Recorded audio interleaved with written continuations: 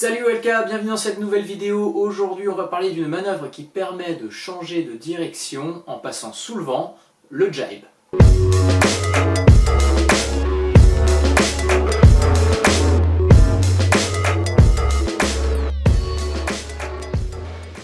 Avant de commencer ce tutoriel, je voulais vous rappeler que One Launch Kiteboarding c'est une communauté que vous pouvez retrouver sur Facebook pour échanger et parler kitesurf. C'est également un site web avec un accès au réseau de toutes les écoles partenaires OLK ainsi que tous les tutoriels dans la catégorie tuto. Alors le jibe, ou plus communément appelé empannage en voile traditionnelle, consiste à changer d'allure, donc changer de direction en passant sous le vent et non au vent comme un virement de bord. Le terme jibe on le retrouve aussi en planche à voile et c'est probablement de là qu'a été inspiré le nom que l'on a donné à la manœuvre de kitesurf. Pour changer d'allure, vous allez pouvoir soit vous mettre en toe side, faire la manœuvre en passant sous le vent et finir hillside, ou sinon vous restez hillside lorsque vous commencez à aborder la manœuvre et vous allez effectuer le jibe pour finir toe side sur la nouvelle amure. Nous c'est là-dessus qu'on va se concentrer aujourd'hui puisque c'est cet exercice-là qui est le plus compliqué. La première manœuvre en général elle ne pose pas trop de problèmes. Pour le jibe, vous allez avoir deux trajectoires d'aile différentes. La première trajectoire va consister à faire passer l'aile plutôt sur le bord de fenêtre en passant par midi, et donc c'est un jibe moins engagé qui va du coup être plus abordable et plus facile à mettre en place et qui en plus va vous donner des bonnes habitudes en termes de pilotage et de trajectoire. Une fois que vous êtes à l'aise avec cette manœuvre, vous allez pouvoir engager un petit peu plus en faisant directement pivoter l'aile pour qu'elle traverse la fenêtre d'un côté à l'autre. Là du coup ça charge plus en puissance et il faut être un petit peu plus fin en termes de pilotage et au niveau de ses appuis. Donc pour la première manœuvre, la plus simple qui nous intéresse, votre aile va essentiellement évoluer sur le bord de fenêtre plutôt que de traverser la fenêtre de part en part. Donc le plus important sur cette manœuvre, c'est le timing entre l'aile et la trajectoire de votre planche.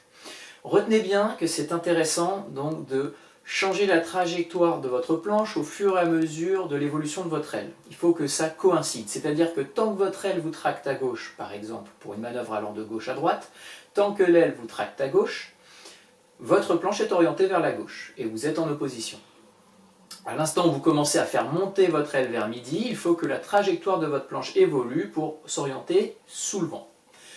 Une fois que votre aile est à midi, grosso modo, la trajectoire de votre planche est sous le vent, et là vous allez pouvoir ensuite faire plonger votre aile un petit peu plus dans la zone de puissance à droite pour accélérer, et là votre planche doit suivre cette trajectoire et s'orienter aussi à droite, de manière à partir sur la nouvelle amure. Ce qui est important donc c'est d'avoir une bonne chronologie, de bien suivre l'évolution de votre aile avec votre trajectoire, et il ne faut surtout pas être en retard par rapport à votre aile. Par contre vous pouvez éventuellement vous permettre d'être un peu en avance. Mais si vous êtes en retard, ça va compliquer les choses. Le transfert d'appui est vraiment très important. Souvent ce qui va se passer c'est que les gens hésitent à faire ce transfert d'appui. Donc on va avoir des gens qui vont peut-être rester en opposition sur les talons. Et là du coup on va avoir par exemple un kite qui part à droite et une personne qui va complètement sous le vent sur les talons. Une personne qui donc du coup va garder un gros rapport visuel à l'aile, une opposition, et qui va vraiment pas oser aller changer d'appui et aller vers la nouvelle direction souhaitée.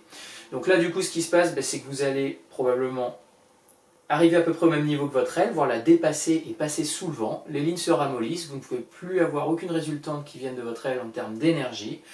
Et donc du coup, vous perdez le contrôle et vous coulez. Si vous gardez la planche à plat, c'est également problématique. Il y a aussi beaucoup de personnes qui vont avoir un peu le même effet que ce qu'on vient de voir précédemment, mais ne vont pas être en opposition, vont rester à plat, persuadés d'avoir effectué le virage, mais n'auront effectué que 90 degrés. Pas d'opposition, une trajectoire sous le vent, pareil, on va passer sous le vent par rapport à son aile, perdre la tension des lignes, perdre l'énergie de l'aile, perdre le contrôle, et donc on coule. Donc c'est très important en fait de tout de suite changer d'appui et d'oser passer du hillside au toe side, afin de pouvoir garder toujours une légère résistance, une légère opposition, donc de la tension dans vos lignes, du contrôle, et donc une puissance exploitable qui va émaner de l'aile. D'une manière générale, donc cette manœuvre n'est absolument pas compliquée.